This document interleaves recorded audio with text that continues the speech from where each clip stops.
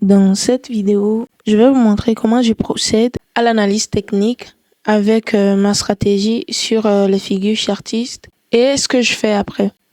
Donc là, on est sur 30 minutes. Ok, je commence sur 4 heures. Je suis sur l'actif AUD NZD. Donc là, sur 4 heures, la première des choses, c'est de chercher la tendance, niveau de continuation et une zone si le prix le montre. Donc là, sur 4 heures, vous pouvez voir clairement qu'il y a une direction vers le haut. Là maintenant, si je vois les détails, les impulsions et les retracements, ça crée une structure, les hauts et les bas, ce qui me confirme que c'est une tendance haussière. Vous pouvez voir qu'il y a de haut ici, bas, haut, de plus en plus haut, et de bas, de plus en plus haut. Donc, c'est une tendance haussière. Maintenant, après avoir su ça, je dois voir si la tendance haussière va probablement continuer dans sa direction ou si il y a des signaux, les signaux qui montrent le retournement de cette tendance. S'il y aura la continuation, alors je vais continuer l'analyse pour chercher une zone d'action pour acheter. Mais si c'est le contraire aussi, je dois attendre plus de confirmation et chercher à vendre. Donc dans ce cas, je vais me baser sur la théorie de dos pour chercher le niveau de continuation de la tendance et le niveau de retournement. Ici, vous pouvez voir clairement, il y a un dernier haut ici. En fait, il y a plusieurs hauts. Mais le dernier haut confirmé, c'est ici. Le dernier haut confirmé, en fait, c'est un haut qui a été cassé ou touché. Donc, c'est un haut qui est valide. Donc là, c'est le dernier haut confirmé. Et ici, c'est son bas. Donc là, il y a un haut, mais c'est un haut non confirmé. C'est un haut qui n'est pas valide. Parce que quoi, ici, je ne peux pas tracer ce haut et tracer son bas. Je peux juste tracer le haut, mais je ne peux pas tracer son bas. Parce qu'on n'a pas encore ça. Le prix peut toujours chuter. Donc, on ne sait pas encore là où ça va se retourner. Donc, à ce niveau, on ne trace pas le bas d'un haut non confirmé, non. Il faut d'abord que le prix monte et touche ou casse. C'est ça qui va nous montrer son bas. Et on va considérer ça comme la structure, notre structure actuelle pour identifier probablement ce qui va se passer devant. C'est pourquoi je dis, pour identifier la tendance et niveau de continuation et autres, on ne dézoome pas le graphique complètement comme ça. Tout ce qui se passe ici, on n'a pas besoin de ça. Je ne peux pas me baser sur ce qui se passe ici pour voir ce qui va se passer actuellement, non. Mais sur la structure actuelle pour voir ce qui peut se passer probablement après. Donc, c'est ça la structure actuelle. Là, j'ai tracé mon dernier haut confirmé qui me sert de niveau de continuation et son bas qui me sert de niveau de retournement. Si on se base sur la théorie de dos, quand le prix casse un haut, ça veut dire que probablement il y aura une continuation de la tendance. Et au cas où le prix se retourne et casse le bas qu'il a créé, alors probablement la tendance baissière va commencer. Donc à ce niveau, le prix a juste cassé le niveau de continuation. Ce qui me montre que la tendance haussière va continuer. Maintenant, comme je sais, je vais tracer une zone d'action pour acheter. On n'achète pas juste parce qu'on voit directement une tendance haussière, donc je vais acheter, le prix va monter, non. Le prix se retourne sur les zones. Donc le fait d'acheter directement juste parce que vous avez trouvé qu'il y a une tendance haussière, ça peut faire que votre position va durer en perte avant de se retourner ou même après va faire un retournement. Donc là maintenant, il faut une zone d'action.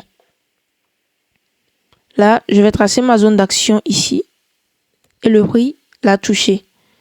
Donc déjà, avant d'aller chercher une confirmation d'entrée, il faut que le prix touche la zone d'action. C'est très important parce qu'il y a des erreurs que certains débutants font. C'est que après avoir analysé, ils cherchent confirmation d'entrée directement. Là, c'est comme vous anticipez le marché et c'est pas bien, c'est très risqué. Donc, le prix a touché ma zone d'action, je vais chercher une confirmation d'entrée. Avec cette stratégie, j'ai 3 confirmations d'entrée. Ici, dans ce cas, le prix a touché la zone. Qu'est-ce que je fais premièrement? Je viens sur 15 minutes. je cherche une figure de retournement. Sur 1 heure, c'est juste un retracement. Le mouvement baissier là, c'est juste un retracement. C'est pas une tendance. Mais sur 15 minutes, c'est une tendance baissière. Vous pouvez voir clairement qu'il y a eu une structure de retournement ici. Il y a des structures baissières. Donc, c'est une tendance baissière. Et comme c'est une tendance baissière sur 15 minutes, avant de chercher à acheter, il nous faut un retournement. Parce qu'on veut acheter. Sur 4 heures, c'est une tendance haussière, si on suit la logique. Donc là, sur 15 minutes, il nous faut une structure de retournement. Ça, c'est ma première confirmation d'entrée. Il me faut une structure de retournement comme ça. Donc, si le prix me montre une structure de retournement, ça crée ça. Je vais tracer le niveau de retournement et le niveau de continuation. Si le prix casse le niveau de retournement sur 15 minutes, alors là, je vais continuer par travailler. Si c'est une bonne cassure, je vais chercher une zone plus bas ici et atteindre le prix sur ça avec une confirmation de bougie pour acheter. Et quand c'est comme ça, quand c'est une structure de retournement, ça donne un bon ratio risque-récompense. Là, par exemple, je mets le stop loss sur 25, le T-profit peut être plus haut, sur 3 ou sur 4. Donc, à ce niveau, il faut d'abord un retournement, que le prix casse le niveau de retournement. Maintenant, au cas où le prix ne casse pas le niveau de retournement, vous ne devez pas continuer l'analyse. C'est-à-dire, s'il n'y avait pas cette cassure, vous devez attendre que le prix casse le haut. Mais au cas où le prix casse le bas, c'est-à-dire le niveau de continuation, alors là, on ne va plus chercher à acheter. Mais ça veut dire que la tendance baissière a continué sur 15 minutes, on ne fait plus rien. Et si on revient sur 4 heures, ça sera la cassure du niveau de retournement. Vous pouvez voir que tout ce que j'explique là, ça rejoint la structure. Donc, avant de pouvoir bien analyser, vous devez comprendre la structure. Donc là, comme je le dis, si le prix casse sur 15 minutes, ça sera sûrement la cassure du niveau de retournement ici. Donc, ça change tout. On oublie l'idée d'acheter. Mais au cas où le prix casse le niveau de retournement, comme je l'ai dit sur 15 minutes, là, mon analyse continue. Je vais chercher des zones, attendre le prix sur ça pour acheter. Maintenant, au cas où le prix ne montre pas une structure de retournement, ça veut dire que je peux me baser sur la figure chartiste de retournement pour acheter. Mais comment procéder? Là, par exemple, je vais venir sur 1 heure. Je vais venir sur 1 heure parce que les détails sont visibles sur 1 heure. Si ce n'était pas trop visible sur 1 heure, je peux aller sur 15 minutes pour chercher la figure. Donc là, je vais tracer la figure. Je vais tracer la résistance oblique. J'ai relié les points plus haut. Et je vais tracer aussi le support oblique. Les points, les barres en fait. Donc là, ça donne une figure chartiste de retournement qui montre que si le prix casse la résistance là, probablement la tendance haussière, l'impulsion va recommencer. Le mouvement haussier va recommencer. Dans ce cas, je ne vais pas anticiper, chercher à acheter en même temps. Non, je vais attendre que le prix casse la résistance oblique. Et les figures de retournement, très souvent, même quand le prix casse la résistance oblique, très souvent, ça crée de retests sur les figures de retournement.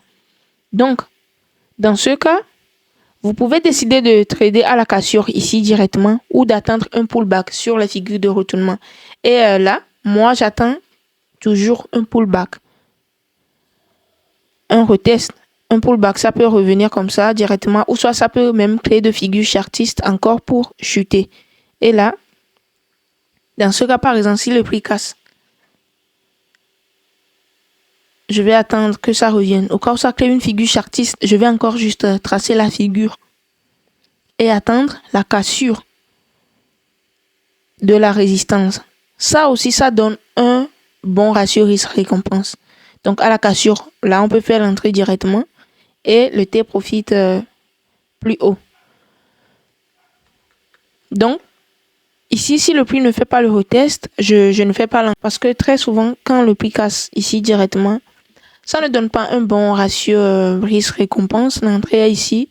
Le stop loss doit être en bas. Vous voyez, donc déjà, c'est pas trop ça. Donc, j'attends toujours un pullback. Et c'est à ça que je m'attends à ce niveau. Que le prix casse le niveau. Et je vais voir si ça va faire un retest. Au cas où ça ne fait pas de retest et ça part directement, ça veut dire que j'ai raté l'entrée. Et comme j'ai raté l'entrée là, maintenant, il me reste juste à atteindre une figure de continuation quand le prix va monter. Si le prix monte, une figure de continuation. Et au cas où le prix crée une figure de continuation ici, très souvent c'est petites, ce sont des petites structures.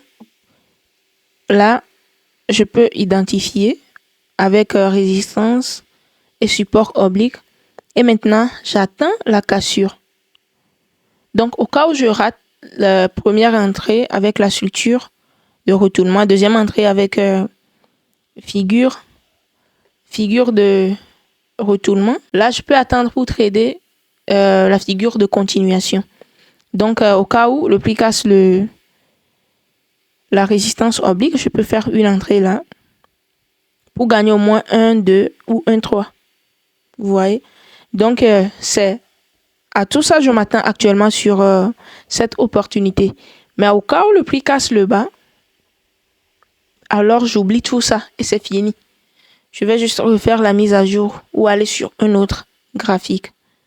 Donc, c'est à peu près comme ça. J'analyse et je fais mes entrées avec cette stratégie. J'espère que vous avez appris quelque chose de cette vidéo. Vous pouvez rejoindre mon canal Telegram. C'est gratuit. Je partage les conseils et mes analyses gratuites.